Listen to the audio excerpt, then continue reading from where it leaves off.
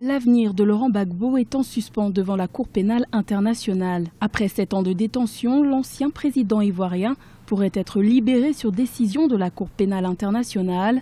La CPI pourrait se prononcer ce vendredi 14 décembre lors d'une audience à huis clos sur la requête de mise en liberté provisoire déposée par les avocats de Laurent Gbagbo et de son co-accusé Charles Blé Goudé. Lorsque le détenu est âgé, il devient fragile.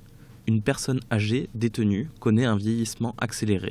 C'est une forme de punition incompatible avec la présomption d'innocence. Les pathologies dont souffre Laurent Gbagbo commandent sa mise en liberté. Après 14 demandes de remise en liberté refusées, les avocats de Laurent Gbagbo comptent sur cette 15e tentative pour faire basculer le destin de leur client, toujours présumé innocent jusqu'à l'issue définitive de ce procès.